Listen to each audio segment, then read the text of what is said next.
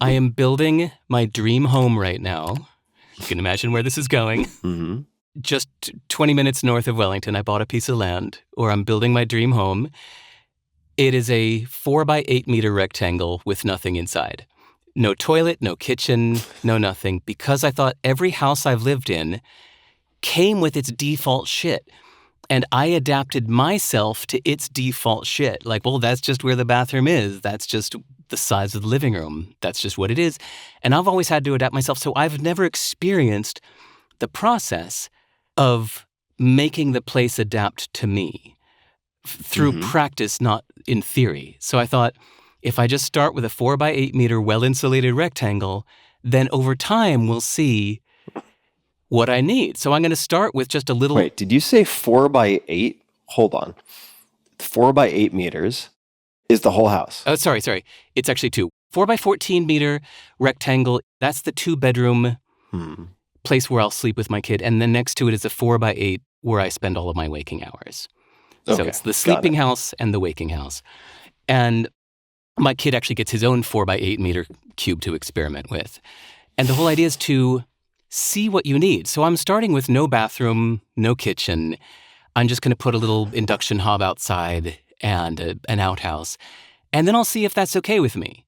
Or if I find through experience that I really want a bathroom inside, okay, well now I know from experience, not just because it's the default setting.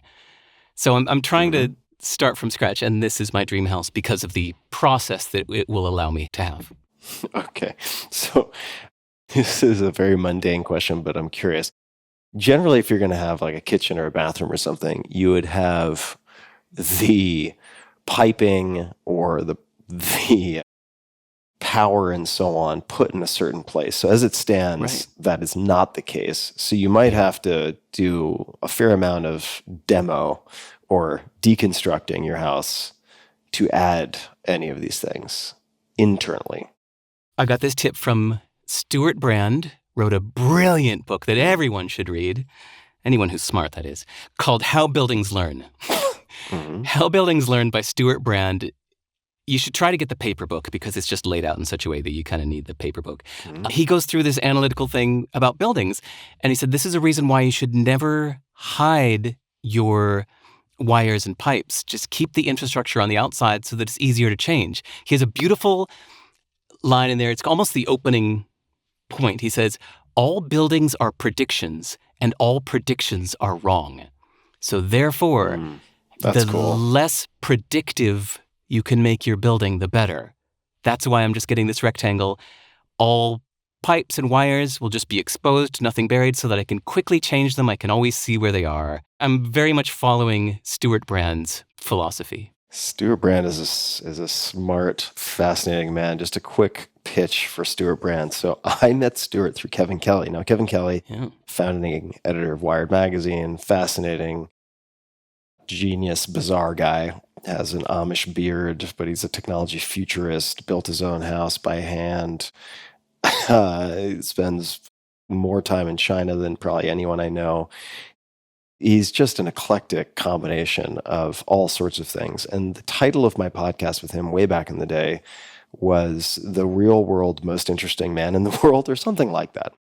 And in the midst of the conversation with Kevin, or maybe speaking offline, he said, if you really want the person I consider to be the most interesting man in the world, it's Stuart Brand. And so I had Stuart on the podcast a number of years ago. And boy, oh boy, you want to talk about a polymath. He's something else. Yeah. All right. So you've preserved the optionality with the possibility of putting things on the outside rather than on the inside in terms of support infrastructure. And how do you see yourself using a space with nothing inside to even begin to determine what you need? I don't know. See, that would be a prediction. I'm trying to not predict. I'm just going to show up. It'll be ready in a few months, and then I'll start living there, and we'll see what happens. That's all I know. Okay.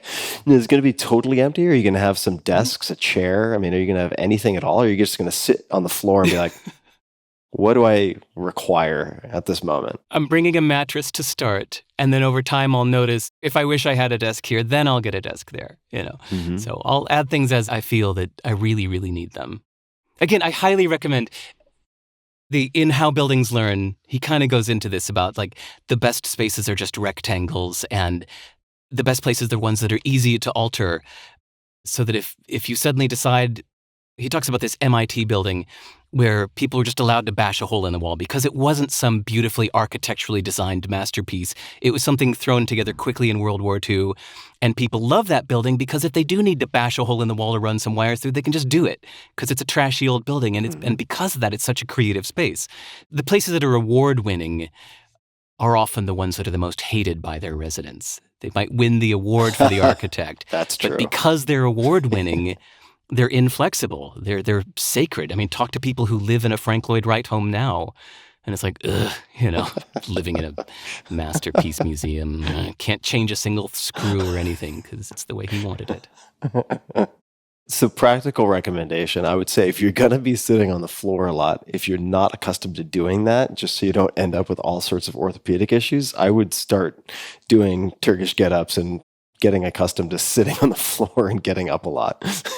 I'll probably get a good chair almost right away. Just so your body's ready. I want to make sure that I really need it. All right, fascinating. So yet another example. I'll let you be the first monkey shot into space on this particular type of home design. I can't wait to learn so many things. You experiment with some things I don't want to experiment with, and I'll experiment with things that you don't want to experiment with. I'll renounce my U.S. citizenship and let you know how it goes. I'll build my dream home of a 4x8 rectangle. I'll let you know how it goes.